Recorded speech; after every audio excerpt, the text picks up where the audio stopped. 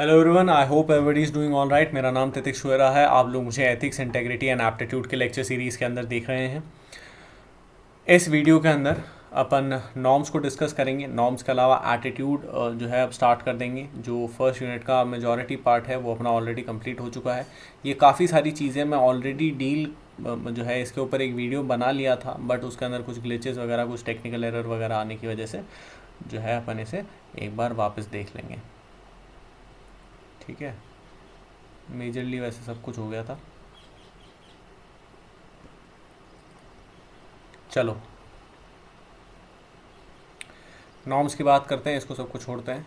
अपन हमेशा नए सिस्टम से शुरू करते हैं। तो व्हाट आर नॉर्म्स? देखो, वैल्यूज़ अपन ने पढ़ ली है, एथिक्स अपन ने पढ़ लिए हैं, मॉरल्स अपन ने पढ़ लिए हैं। एटीट्यूड से अपन आज जो है एटीट्यूड्स को अपन आज उठा लेंगे। ठीक है, अब इसके बीच में एक नॉर्म्स नाम की एक चीज़ भी आ जाती है। नॉर्म्स जो है ये स्ट्रॉन्गली रिलेटेड है किससे? वैल्यूज से एंड एथिक्स से। ठीक है, मॉरल्स का रोल इतना बहुत ज़्यादा नहीं है।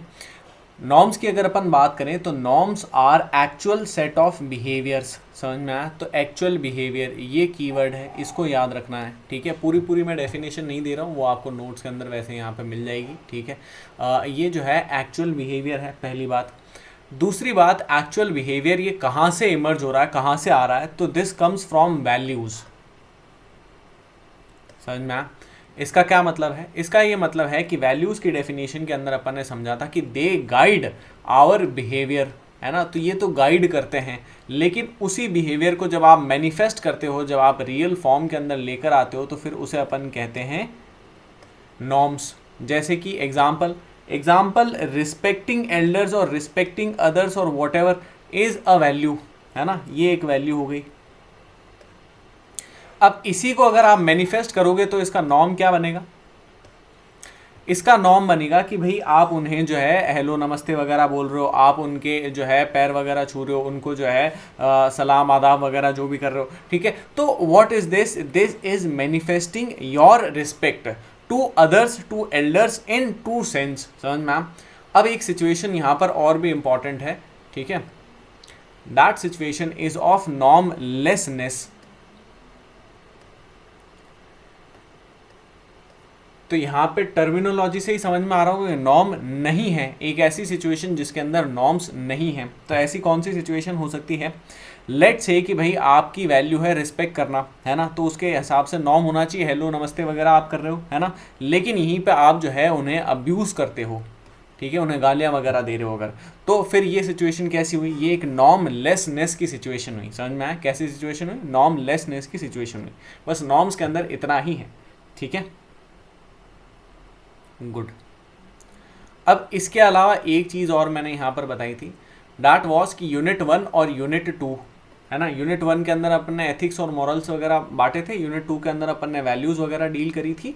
और वैसे अगर सिलेबस में देखो तो ये दोनों कंबाइंड एक साथ दे रखा है, एक ही पिलर के अंदर है, इस तरीके से ले सकते हो। तो इसमें ये पूरा का पूरा अब अपना कंप्लीट हो चुका है। बस क्या रह जाता है? तो कॉन्स्टिट्यूशनल, ब्यूरोक्रेटिक और डेमोक्रेटिक मोरालिटी, ये 3 कंसेप्ट रह जाते हैं। और इन तीनों कंसेप्ट्स को अपन कहाँ पर डील करेंगे? इन्हें अपन जो है एटीट्यूड के साथ में डील करेंगे, क्योंकि एटीट्यूड के अंदर भी कुछ ऐसे कंसेप्ट्स हैं। समझ में आया? ठीक है, वहाँ पर constitutional attitude, moral attitudes, political attitudes, this that, काफ़ी सारी चीज़ें हैं। तो उनके साथ में अपन इन्हें कवर कर लेंगे, है ना। है मोरालिटी के टॉपिक्स। ठीक है, चलो ये चीज़ है।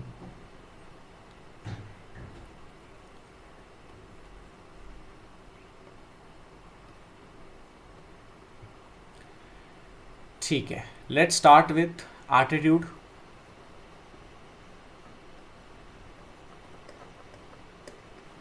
सबसे पहले एटीट्यूड क्या चीज़ होती है? देखो, एटीट्यूड को अपन कैसे डील करने वाले हैं, तो सबसे पहले अपन इसकी एक बेसिक डेफिनेशन देखेंगे, है ना। उस बेसिक डेफिनेशन के ऊपर अपन जो है थोड़ी सी टेक्निकल डेफिनेशन, एक थिंकर की डेफिनेशन देखेंगे, जिसे अपन जो है कंटेंट वाले पार्ट के अंदर जोड़ देंगे। ठीक है, और कंटेंट एक्चुअली देखो, सिलेबस के अंदर कंटेंट एक चीज़ दे रखी है और स्ट्रक्चर एक चीज़ दे रखी है ना। वैसे स्ट्रक्चर के अंदर भी कंटेंट आता है। ठीक है, स्ट्रक्चर के अंदर भी मतलब जो है स्ट्रक्चर को ही अलग अलग यहाँ पे डायमेंशंस और कंटेंट्स और कंपोनेंट्स, ये सारी ही चीज़ें जो है स्ट्रक्चर के साथ में ही आती है, मतलब एक ही चीज़ होती है, समझ में आया? ठीक है, उसके ऊपर आएंगे। लेकिन यहाँ पर कंटेंट वाली जो पार्ट है उस पार्ट के अंदर अगर अलग से आ जाता है तो एक तो आप इस चीज़ को तो मेंशन कर ही सकते हो, उसके अलावा एक जो है प्रोमिनेंट साइकोलॉजिस्ट रहे, नाम था उनका एल थर्स्टन, तो उनकी डेफिनेशन भी आप मेंशन कर सकते हो। ठीक है, सबसे पहले अगर एक बेसिक डेफिनेशन की बात करें कि भाई बेसिक डेफिनेशन बताइए, ये जो है एटीट्यूड सिंपल भाषा में, आसान भाषा में क्या चीज़ होती है, तो attitude is any kind of positive और नेगेटिव इंटरेस्ट। ठीक है, इसको यहीं पर रख दो। ठीक है, इसके आगे भी कुछ एक चीज़ है लेकिन उसको अभी होल्ड करते हैं।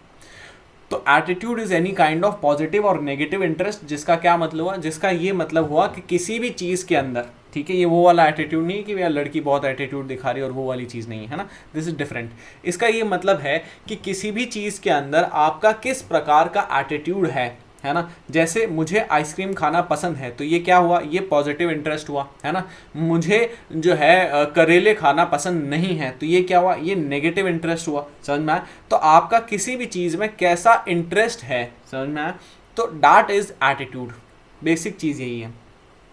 अब इसी के साथ में एक psychological, physical and psychological topic का भी यहाँ पे जो है कंसेप्ट आ जाता है कि पॉजिटिव और negative interest in any physical और साइकोलॉजिकल ऑब्जेक्ट।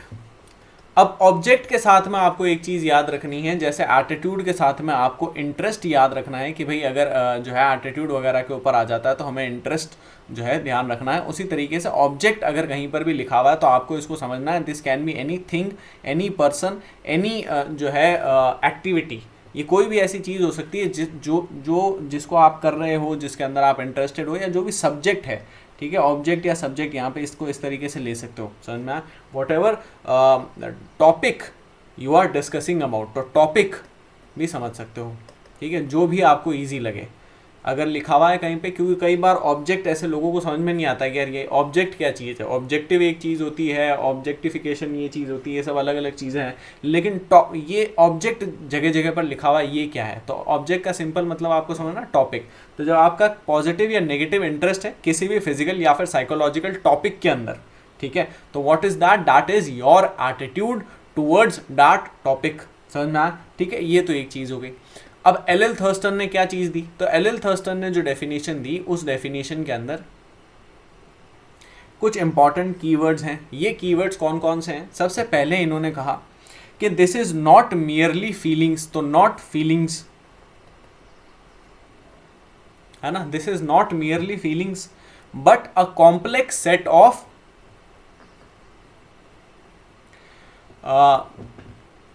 Psychological states. ठीक है, तो complex set of psychological states, तो यहाँ पे साइको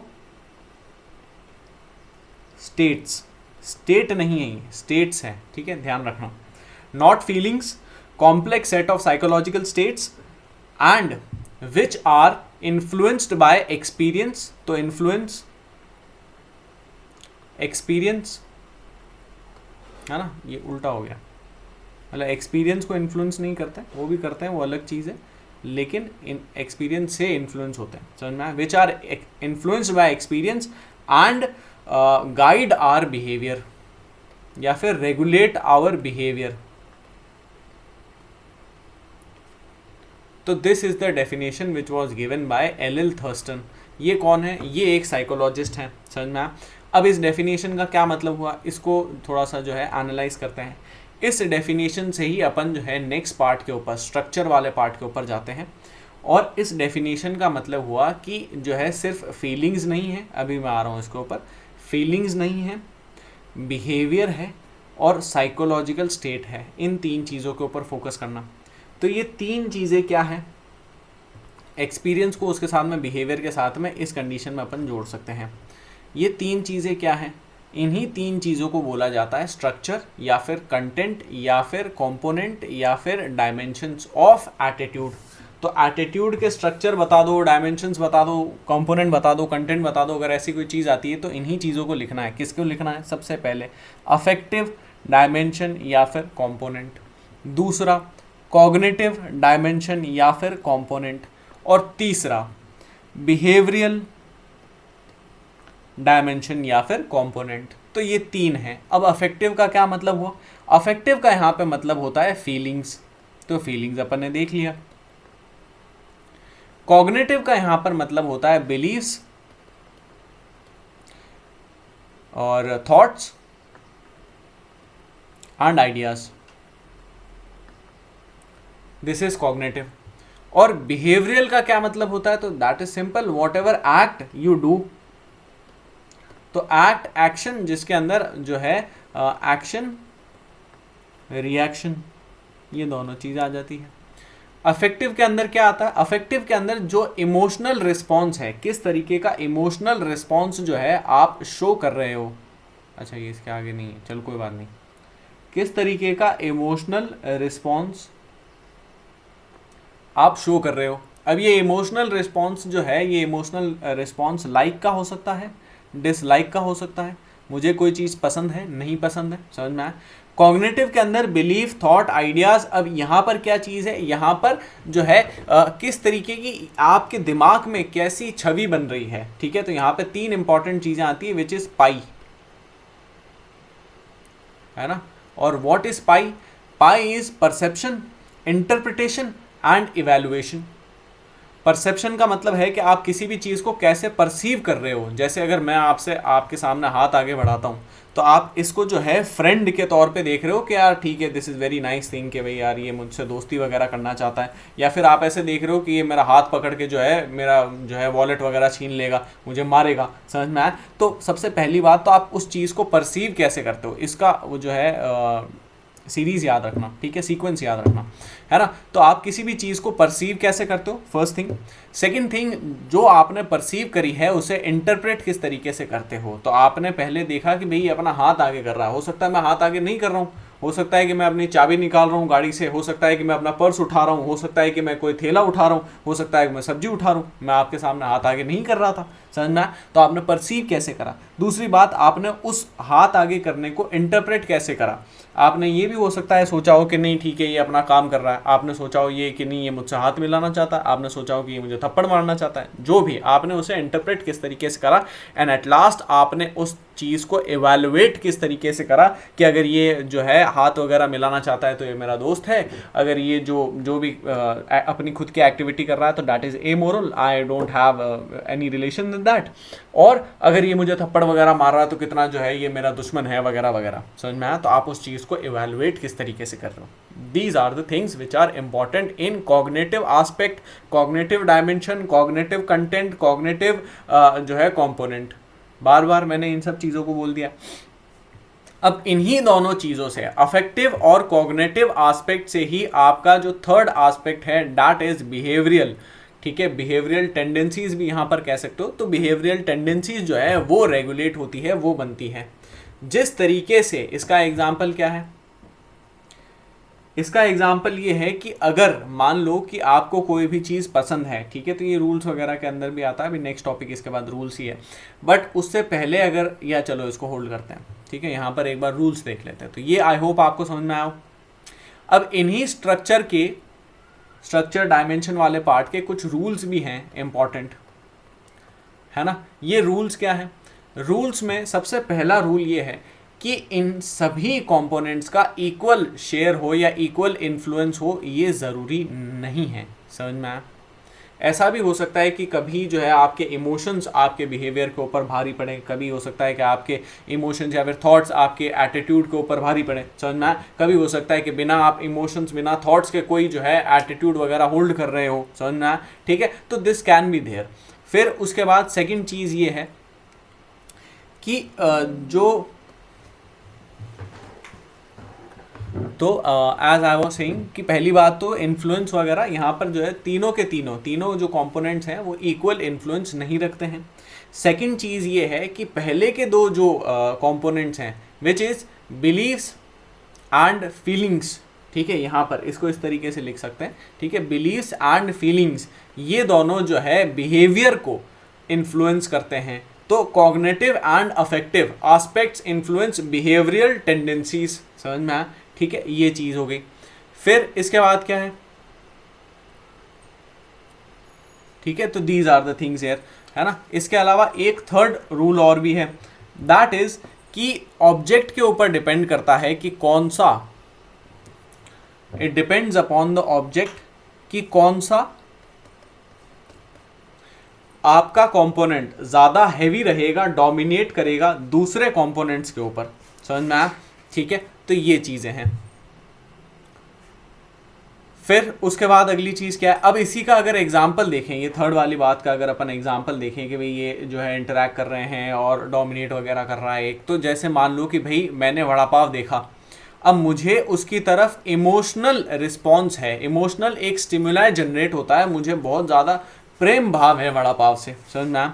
तो उस केस के अंदर क्या हुआ, उस केस के अंदर जो बिलीव्स वगैरह बनेंगे वो बिलीव्स भी पॉजिटिव बनेंगे। अगर पॉजिटिव इमोशनल रिस्पॉन्स है तो पॉजिटिव बिलीव्स बनेंगे। इसका क्या मतलब है, इसका मतलब कि भाई आई विल इग्नोर कि वो तेल कितना गंदा हो सकता है, वो वहाँ पे कंटेंट कितना गंदा हो सकता है, ये क्या हो सकता है, वो क्या हो सकता है, मैं सोचूंगा नहीं यार ये तो वड़ा पाव, ये तो खाना पड़ेगा। समझ में आया? एंड देयरफॉर जो आप खा रहे हो, what is that, that is behaviour. समझ में आया? वो खाने का एक्ट क्या हुआ, एक्ट ही तो है ना, तो दैट इज बिहेवियर। समझ में आया? ठीक है, तो इमोशंस, इमोशनल आपका जो है कोई पॉजिटिव है, उससे बिलीफ पॉजिटिव जनरेट होता है and that influences your behaviour. Simple सी बात है। ठीक है, गुड। तो ये पूरा स्ट्रक्चर वाला पार्ट भी हो गया। नेक्स्ट पार्ट जो है वो फंक्शंस का आता है। फंक्शंस पर आने से पहले एक बार इसको देख लेते हैं। तो एटीट्यूड,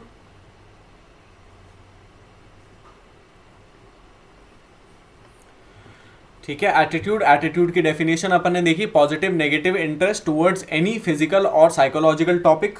कंटेंट जो है यहाँ पर अपन ने एल थर्स्टन की डेफिनेशन देखी, attitudes are not just feelings but complex psychological states which are shaped by experiences and can influence behavior, ध्यान देना यहाँ पे। समझ में आया? ठीक है, तो ये अपन पूरा एक्सप्लेन कर चुके हैं। यहाँ पे ये चारों कीवर्ड्स हैं, इनको नहीं भूलना है। ठीक है, फिर क्या है, स्ट्रक्चर, कंटेंट। यहाँ पर 3 डायमेंशंस हैं, अफेक्टिव, कॉग्निटिव एंड बिहेवियरल।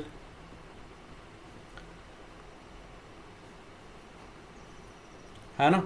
और इन तीनों जो डायमेंशंस हैं, इन तीनों डायमेंशंस के अंदर क्या है, सबसे पहली बात अफेक्टिव। अफेक्टिव के अंदर फीलिंग्स है ना। तो अब इस चीज़ को भी याद, जैसे अपन ने ऑब्जेक्टिव एक टर्म देख लिया, ऑब्जेक्ट के साथ में अपन ने जो है एटीट्यूड देख लिया, उसी के साथ में ये याद रखना अगर अफेक्टिव या कॉग्निटिव आता है तो ये दोनों चीज़ें हैं, क्योंकि ये चीज़ें मल्टीपल बार आगे आती रहेगी। These are the most basic things in attitude. ठीक है, तो अफेक्टिव फीलिंग्स हो गया। फिर emotional response to the object, है ना, लाइक डिसलाइक अट्रैक्शन रिपल्शन, ये सब चीज़ें। कॉग्निटिव के अंदर believes thoughts ideas about anything, किसी भी चीज़ के ऊपर हो सकते हैं, किसी भी ऑब्जेक्ट के ऊपर हो सकते हैं। समझ में आया? सेम चीज़ है। इसके अंदर अपन परसेप्शन करते हैं, इंटरप्रिटेशन करते हैं और इवैल्यूएशन करते हैं। ये तीनों चीज़ें मैं आपको एक्सप्लेन कर चुका हूँ। इसके बाद अगली चीज़ है बिहेवियरल आस्पेक्ट। बिहेवियरल आस्पेक्ट के अंदर inclination to act in a particular way, किसी भी तरीके से आप जो एक्ट कर रहे हो, एक्शन या फिर रिएक्शन कर रहे हो, that is behavioural aspect. How one behaves to any object is behavioural aspect. ये किस चीज़ का रिजल्ट होता है, तो बिलीव्स एंड फीलिंग्स का रिजल्ट होता है। यहाँ पे किस तरीके का रिस्पॉन्स होता है, तो अवॉइडेंस अप्रोच का, कोऑपरेशन या फिर कंपटीशन का रिस्पॉन्स होता है। What do we mean by avoidance approach, cooperation, competition? तो इसका ये मतलब होता है कि जैसे अगर जो है आप किस तरीके से बिहेव कर रहे हो, समझ में आया, है ना। तो अगर आपको मान लो कि भाई ऐसा लग रहा है कि यार ये जो है ये पर्सन सामने वाला बहुत बढ़िया पर्सन है, तो आप उसको अप्रोच कर सकते हो। अगर आपको लगे ये बेकार आदमी, मुझे इससे दूर रहना, तो आप उसे अवॉइड करोगे। समझ में आया? कोऑपरेशन, कंपटीशन वगैरह आगे ऐसी ही यही सब चीज़ें। ठीक है, फिर इसके बाद अपन ने स्टेटमेंट डायमेंशंस, यहाँ पर एक चीज़ ये देख ली थी कि सबसे पहली बात तो ये हमेशा जो है इक्वल इन्फ्लुएंस नहीं डालेंगे। दूसरी बात अपन ने ये देख ली कि ये जो है ऑब्जेक्ट के ऊपर डिपेंड करता है, एक दूसरे के ऊपर डोमिनेट कर सकता है। तीसरी बात अपन ने ये देखी कि ये इंटरैक्ट और इन्फ्लुएंस करेंगे एक दूसरे को। फिर अपन ने ये एग्जाम्पल भी देख लिया। ठीक है, तो यहाँ पर जो है ये पूरा का पूरा पार्ट जो है खत्म हो जाता है। नेक्स्ट टॉपिक आता है फंक्शंस ऑफ एटीट्यूड, है ना।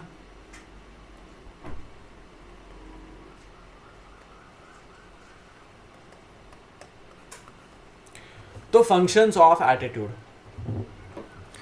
Now what are the functions of attitude. देखो एटीट्यूड के टोटल 5 फंक्शंस हैं। ठीक है,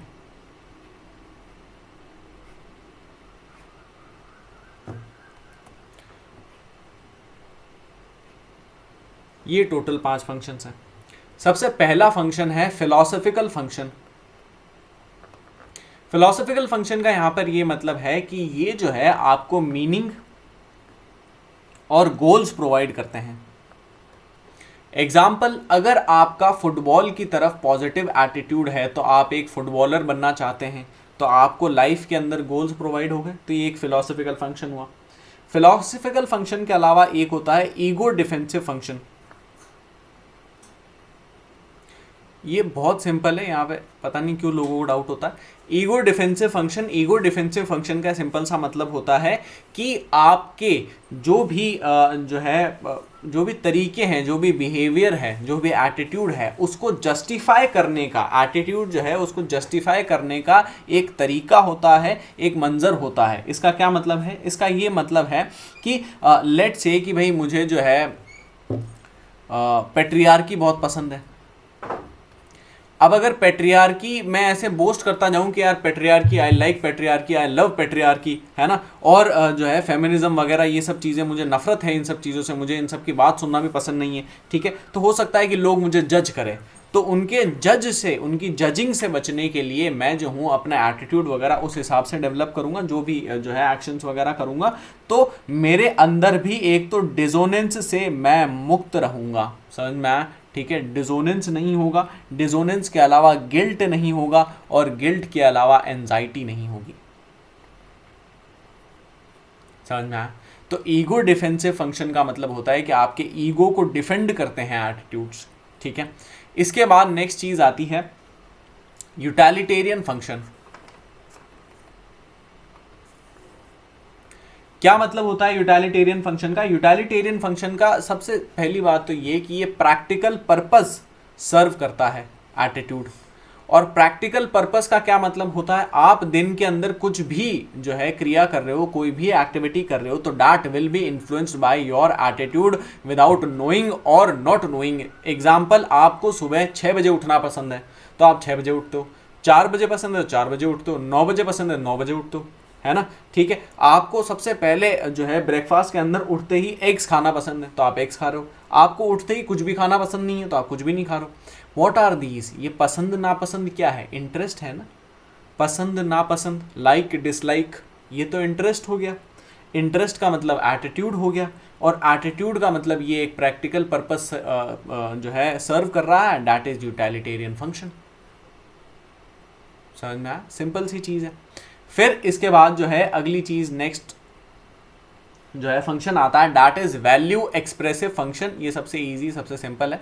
वैल्यू एक्सप्रेसिव फंक्शन का ये मतलब होता है कि आपकी जो भी वैल्यूज बिलीव्स हैं उनको एक्सप्रेस करने में एटीट्यूड्स आपकी मदद करते हैं कि भाई I respect my parents, I this that, I what ever. समझ में, जो भी आपकी वैल्यूज बिलीव्स हैं ये उन्हें एक्सप्रेस करने में आपकी मदद करते हैं।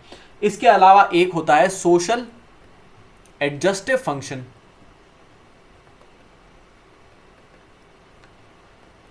क्या मतलब होता है सोशल एडजस्टिव फंक्शन का? सोशल एडजस्टिव फंक्शन का देखो ये मतलब होता है कि आपका जो भी ग्रुप है, या इसको वैसे अपन होल्ड कर सकते हैं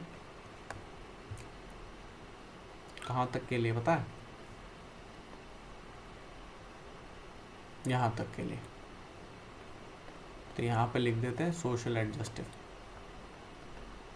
ठीक है। एक और फंक्शन होता है उसका जो है बेसिक, अगर यहाँ पे छोटा सा अगर आपको इंट्रो दूँ तो यही मतलब है कि आपका जो भी ग्रुप है, जिस भी ग्रुप के अंदर आप ऑलरेडी प्रेजेंट हो या जिसके अंदर आप होना चाहते हो, तो उसके जो एटीट्यूड्स हैं, उसके जो कलेक्टिव एटीट्यूड्स हैं, उन कलेक्टिव एटीट्यूड्स के साथ में ये आपको लिंक करता है, सिंक में लाता है, जिससे क्या चीज़ होती है, जिससे आप जो है उस ग्रुप के अंदर बढ़िया पॉपुलर होते हो। समझ में आया?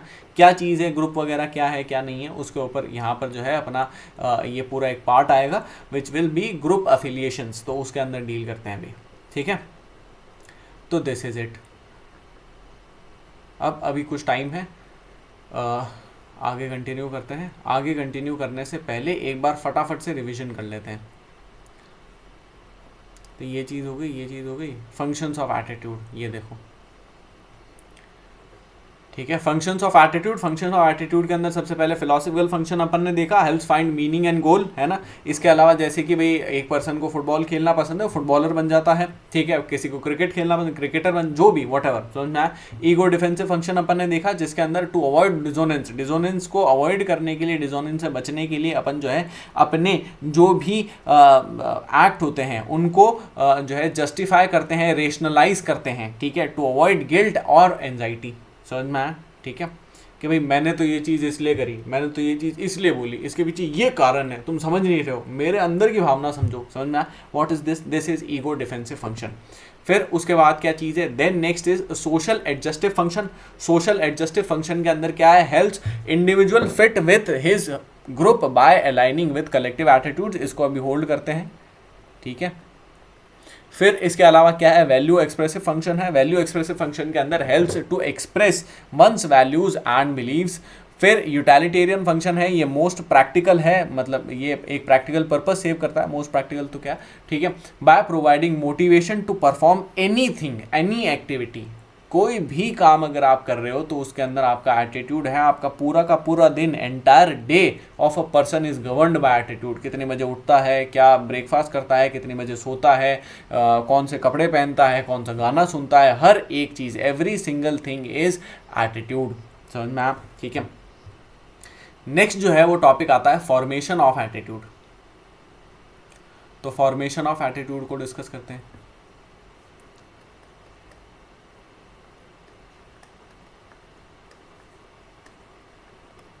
अच्छा, उससे पहले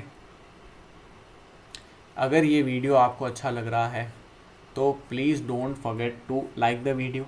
if you don't find it informative और up to your liking, please dislike the video. अगर आपने चैनल को अभी तक सब्सक्राइब नहीं करा है तो अभी सब्सक्राइब करिए, बेल आइकन को प्रेस नहीं करा है तो अभी करिए प्लीज़, और शेयर करिए चैनल को, वीडियो को ज़्यादा से ज़्यादा दोस्तों के साथ, फ्रेंड्स के साथ, फैमिलीज़ के साथ, आपके फेलो एस्पिरेंट्स के साथ में, ठीक है। और इसके अलावा देखो ये तो ठीक है, शेयर वगैरह तो ठीक है, most important is liking and comment. Y?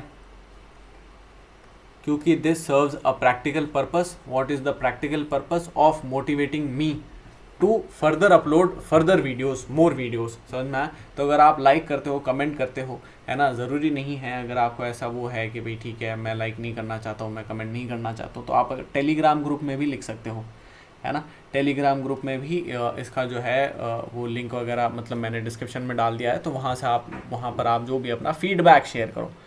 The whole topic is sharing your feedback, समझ में आया, ठीक है। Next, formation of attitude. Formation of attitude की अगर अपन बात करें, फॉर्मेशन ऑफ एटीट्यूड की अगर अपन बात करें तो चार फैक्टर्स, चार इंपॉर्टेंट फैक्टर्स यहाँ पे अपना रोल प्ले करते हैं। What are these four factors? सबसे पहला जो फैक्टर है that is biological factor.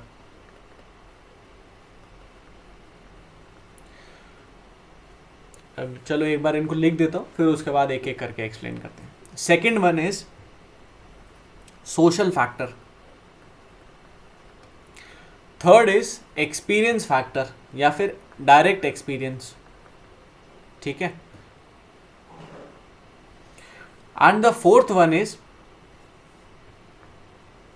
What was that? Personality factor, exactly.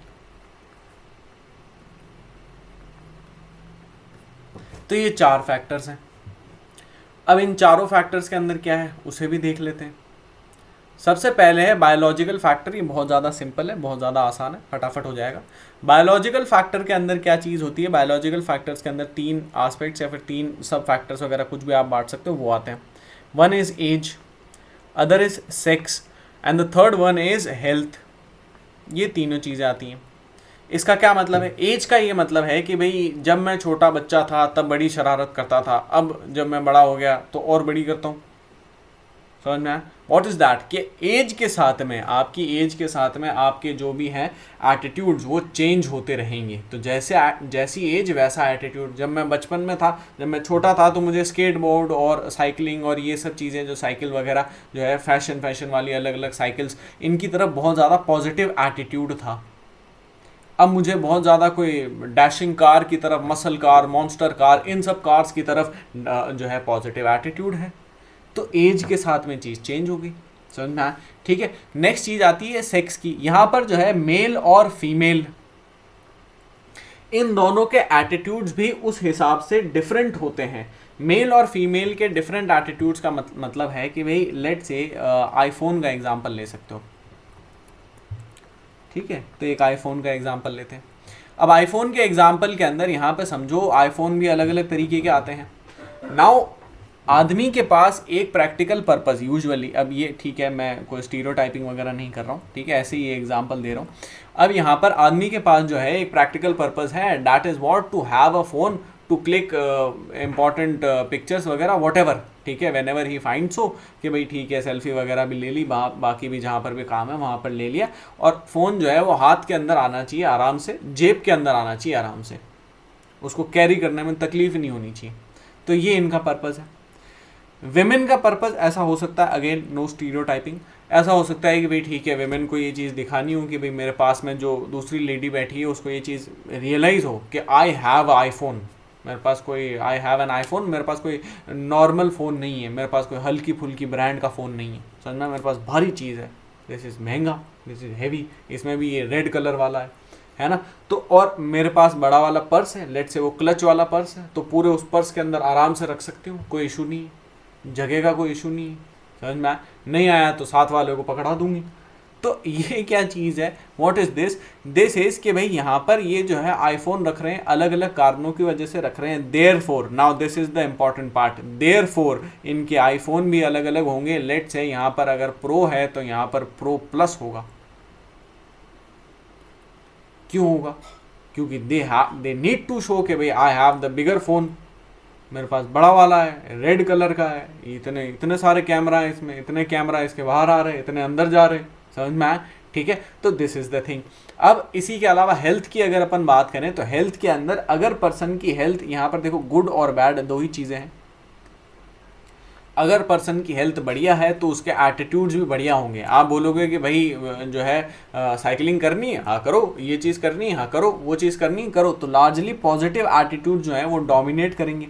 अगर उसकी हेल्थ बैड है तो लार्जली नेगेटिव एटीट्यूड्स डोमिनेट करेंगे। एक पर्सन बेड रिडन है और वो आप उससे पूछते हो जाके भाई साहब साइकिलिंग करें, अब उसका कैसा रिएक्शन होगा भाई, बट ऑब्वियस ही बात है। तो these were biological factors. Biological factors के बाद में सोशल फैक्टर्स आते हैं। सोशल फैक्टर्स पे आने से पहले एक बार डायरेक्ट एक्सपीरियंस डिस्कस कर लेते हैं, ये बहुत छोटा है। डायरेक्ट एक्सपीरियंस के अंदर क्या चीज़ आती है? डायरेक्ट एक्सपीरियंस के अंदर देखो सिंपल सी बात है, अगर आपका एक्सपीरियंस गुड रहा है तो आपके एटीट्यूड भी गुड होंगे या फिर पॉजिटिव होंगे। अगर पॉजिटिव एक्सपीरियंस तो पॉजिटिव जो है एटीट्यूड, अगर नेगेटिव या फिर बैड एक्सपीरियंस तो फिर नेगेटिव एटीट्यूड्स। इसका क्या मतलब है? इसका ये मतलब है कि लेट से आप मुझसे फर्स्ट टाइम मिलते हो और फर्स्ट टाइम के अंदर ही मैं आपको मेस्मराइज कर देता हूँ, एकदम आपके जो है एकदम ज्ञान चक्षु खोल देता हूँ, आपका ऐसा लग क्या बात है यार, एकदम क्या तत्व से मिल लिया। तो आपको मेरी तरफ कैसा एटीट्यूड होगा? पॉजिटिव होगा या नेगेटिव होगा? बट ऑब्वियस पॉजिटिव एटीट्यूड होगा। आपके believes, now this is important part, what is attitude? आपके इमोशंस मेरी प्रति कैसे होंगे? पॉजिटिव होंगे। बिलीव्स कैसे होंगे? पॉजिटिव होंगे। और देयरफॉर बिहेवियर कैसा होगा? पॉजिटिव होगा। These were the components we discussed, right? ठीक है। नाउ अगर नेगेटिव है, अगर आप मुझसे मिलते हो और आपको लगता है छी कैसा घटिया आदमी है, तो आपके जो एटीट्यूड बनेंगे वो एटीट्यूड कैसे बनेंगे? नेगेटिव एटीट्यूड्स बनेंगे, समझ में आया? तो आपको जो है यहाँ पर ये तीनों चीज़ें इन्फ्लुएंस हो रही है। यहाँ पर क्या चीज़ होगी? यहाँ पर जो भी अगर आपके नेगेटिव एटीट्यूड बन रहे हैं, इसका ये मतलब है पहली बात तो आप में नेगेटिव इमोशन आ सकते हैं। ये ऑर्डर सेम नहीं है, ठीक है, लेकिन जो है आपके अंदर नेगेटिव इमोशंस आ सकते हैं कि यार ये घटिया आदमी है, मुझे ये आदमी बिल्कुल पसंद नहीं है। तो आपने घृणा वगैरह करी, ये एक इमोशन है ना, ठीक है, नफरत भी बोल सकते हो, ठीक है। तो ये क्या है? इमोशन है। You are hating someone, loving someone, hating someone, these are emotions, समझ में आ? नेक्स्ट चीज़ इज फिर इसके बाद आपके बिलीफ आएंगे। अब अगर मान लो मैं कोई बहुत ज़्यादा काम की बहुत कोई जोरदार फिलोसफिकल बात भी बोल देता हूँ तो आपको ऐसा लगे ये पॉलिटिकल आदमी है, ये खुद के गेन के लिए ऐसा बोल रहा है, ये जानबूझ के ऐसा बोल रहा है, समझ में आए? तो दीज आर योर बिलीव्स। ये बिलीव कर रहे हो आप, समझ में आए? ये बिलीव कर रहे हो आप, ठीक है। ये आपके दिमाग में आइडिया आ रहा है कि ये जरूर इस कारण की वजह से बोल रहा होगा, समझ में आया? ठीक है। एंड देयरफॉर अगर मैं आपको बोलूंगा कि आप मेरे साथ में हो कि नहीं हो, तो आप एकदम रिपल करोगे, आप बोलोगे कि भाड़ में जा तू, मेरे को तेरे में कोई इंटरेस्ट नहीं है। What is this? This is your action, this is your behaviour. समझ में आया? ठीक है। तो this is how direct experience shape our attitudes. ठीक है, चलो फिर क्या है?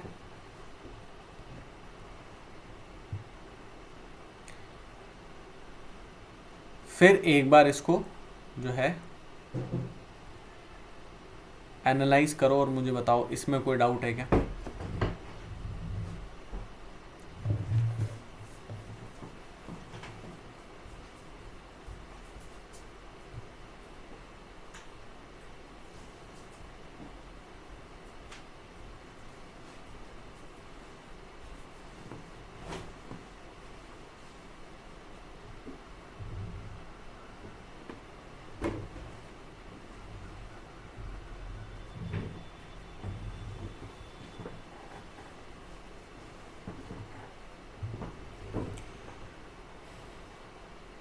ठीक है, चलो भाई।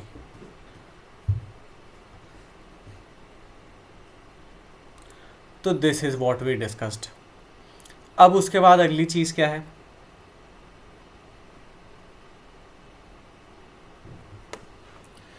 अब जो अगली चीज आती है, नेक्स्ट टॉपिक आता है, दैट इज सोशल फैक्टर। कि भाई सोशल फैक्टर कैसे काम करते हैं,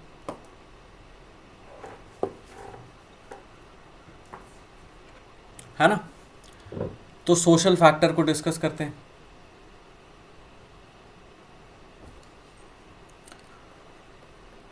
सोशल फैक्टर की अगर अपन बात करें, यहां पर प्राइमरीली दो ही चीजें आती हैं। दो के अंदर से एक आप ऑलरेडी पढ़ चुके हो और दूसरी चीज है ग्रुप अफिलिएशन।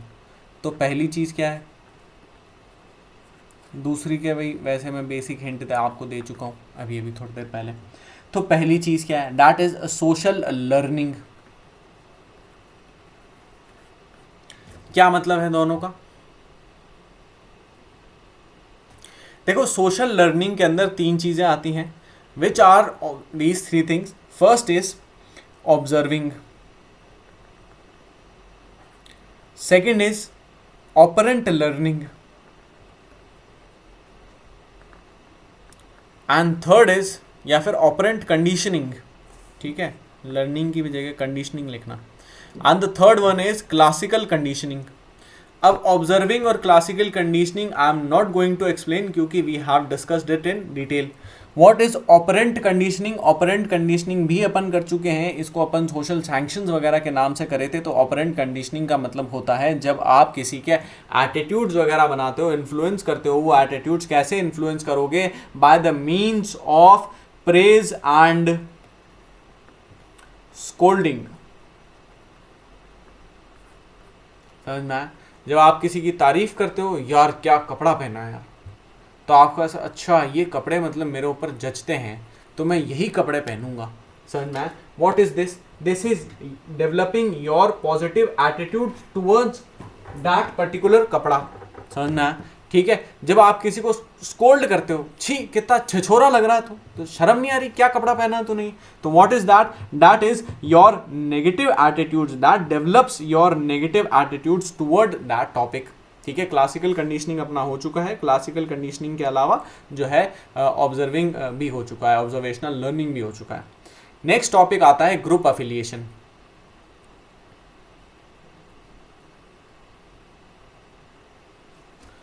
ग्रुप अफिलिएशन की अगर अपन बात करें तो यहां पर देखो तीन तरीके के ग्रुप्स हो सकते हैं,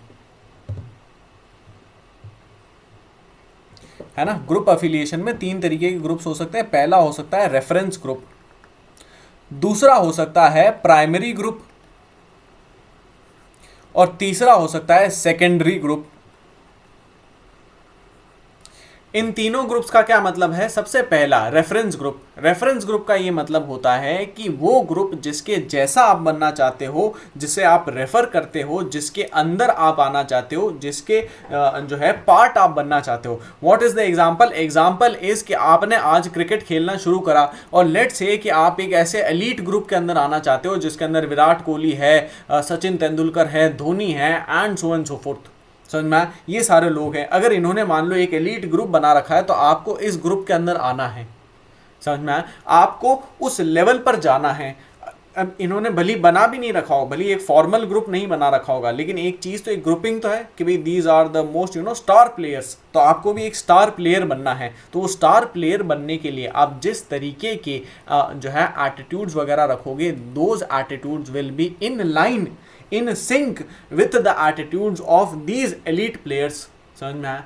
तो जिस किसी को भी आप रेफर कर रहे हो, जिस किसी की भी तरफ आप जो है ऊंचा देख रहे हो कि यार मुझे इसके जैसा बनना है, तो आप जो है उसके जैसे एटीट्यूड रखोगे। एग्जाम्पल, आप ऑफिसर बनना चाहते हो तो you need officer like qualities, है ना, और officer like behaviour, officer like thoughts, ideas. What are we developing here? We are developing officer like thoughts and ideas, right? समझ में आया? ठीक है, तो दिस इज द थिंग।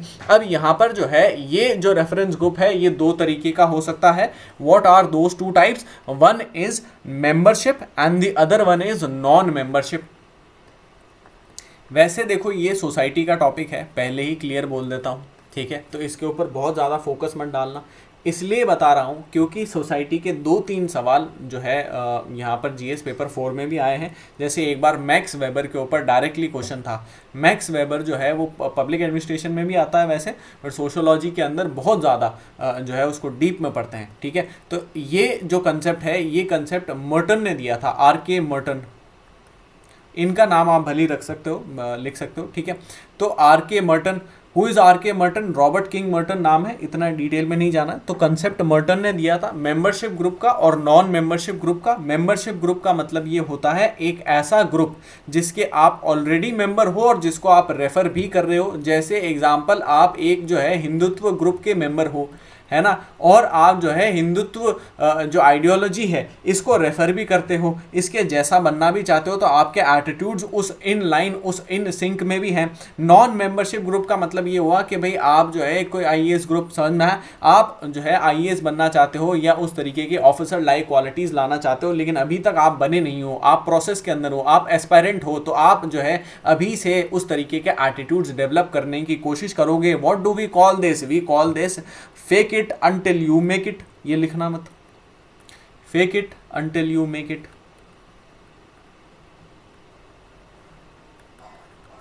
है ना भाई। किताबें वगैरह लिखी हुई होती है, सेल्फ हेल्प बुक्स वगैरह के अंदर, कई सारी किताबों के अंदर पावर ऑफ पॉजिटिव थिंकिंग वगैरह, इन सब चीज़ों के अंदर लिखा हुआ होता है fake it until you make it.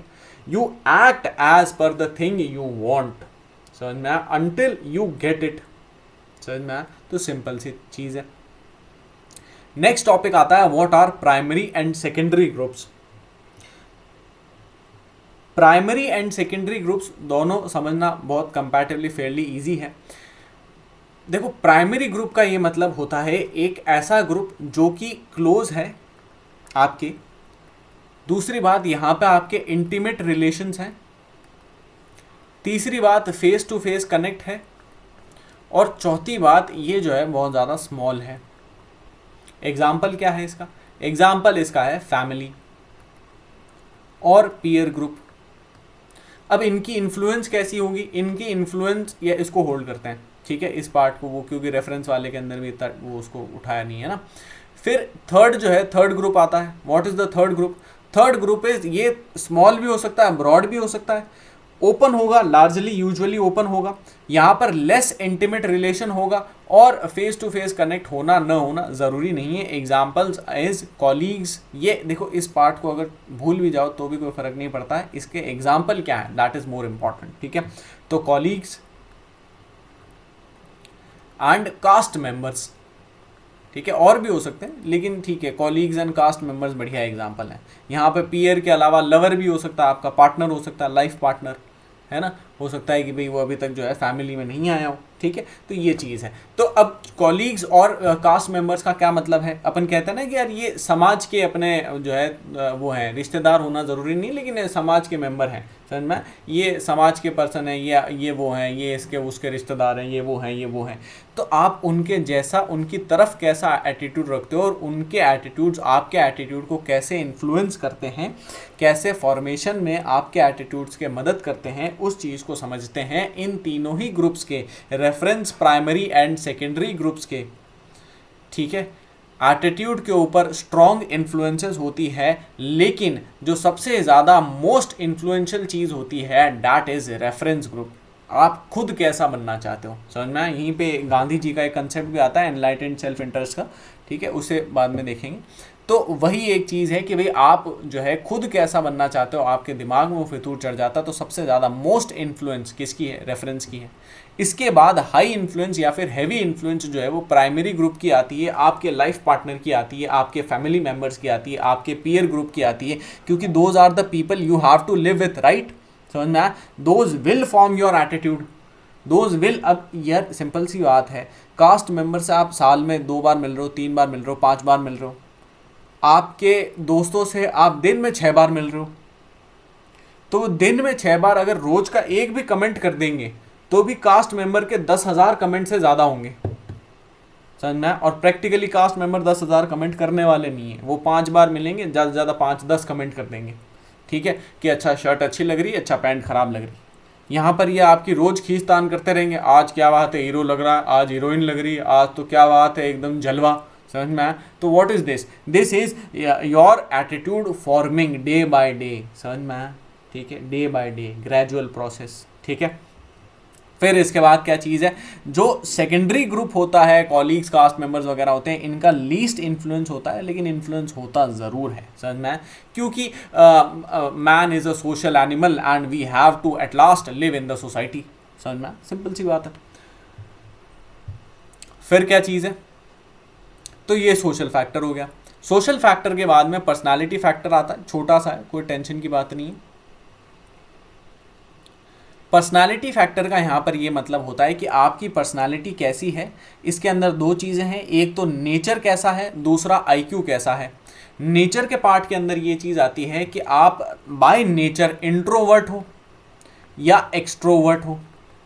अगर आप बाय नेचर इंट्रोवर्ट हो तो आपके कुछ चीज़ों की तरफ जो है पॉजिटिव, कुछ चीज़ों की तरफ नेगेटिव एटीट्यूड्स होंगे and so and so fourth, है ना? इसका क्या मतलब है? इसका ये मतलब है कि भाई अगर आप इंट्रोवर्ट हो तो आपको अकेले रहना, खुद के साथ टाइम स्पेंड करना पसंद है, आपको एक पर्टिकुलर टाइप के म्यूजिक पसंद है, एक पर्टिकुलर टाइप का जो भी है एक्टिविटीज़ वगैरह पसंद है। These are your positive attitudes.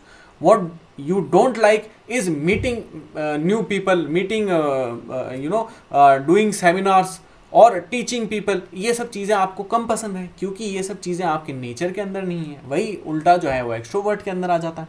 IQ के केस में क्या आता है, देखो नेचर के केस में जो है कुछ लोग यहाँ पर इंट्रो एक्सट्रो के अंदर ये भी डालते हैं कि भाई इंट्रो के अंदर यूजुअली नेगेटिव एटीट्यूड्स होते हैं, यहाँ पर एक्सट्रो के अंदर यूजुअली पॉजिटिव एटीट्यूड्स। इन सब के अंदर मैं उतर नहीं रहा हूँ, ठीक है, क्योंकि ये देखो सब्जेक्टिव डिबेट है। अब इंट्रोवर्ट खुल नहीं रहा है, वो खुलना चाहता ही नहीं है, समझ में आया? तो उसके ऊपर वो करना ही मुश्किल होता है।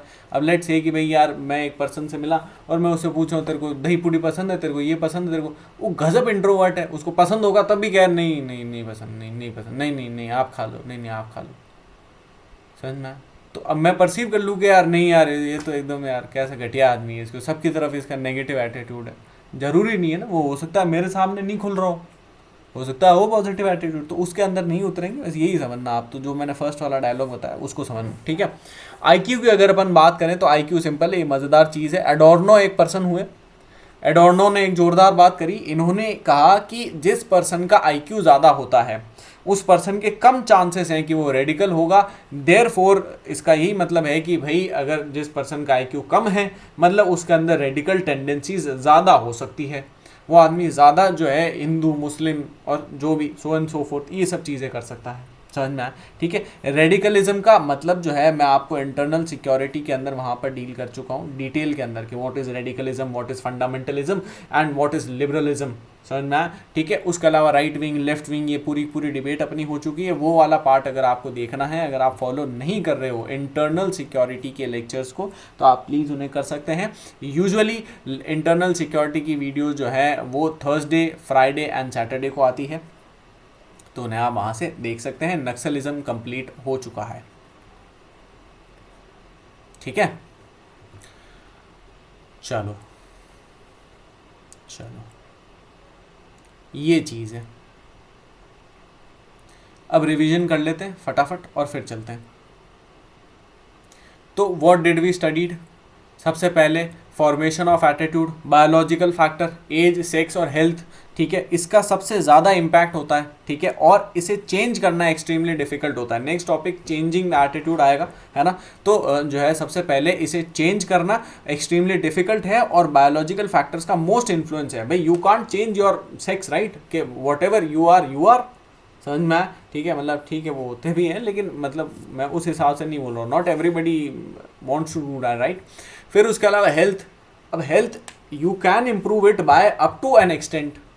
Let's say you have a chronic disease, है ना, and you can't get over it, अब क्या हो सकता है, कुछ नहीं हो सकता है, you have to live by it, समझ में आया। जैसे कई बार, जैसे मेरी मदर को जो है आर्थराइटिस है, गठियावादी, तो वो उनको किसी ने कहा और उनको खुद को भी इससे जो भी रिएक्शन वगैरह जो भी चीज़ होती है, तो वो कुछ भी खट्टा नहीं खाते यूजुअली, है ना, कोई दही वगैरह ये सब चीज़ें नहीं खाते, तो she has negative attitudes towards curd. Simple है, इसी को प्रैक्टिकल लाइफ के अंदर अप्लाई करना बोल रहे हैं। वीडियोस के अंदर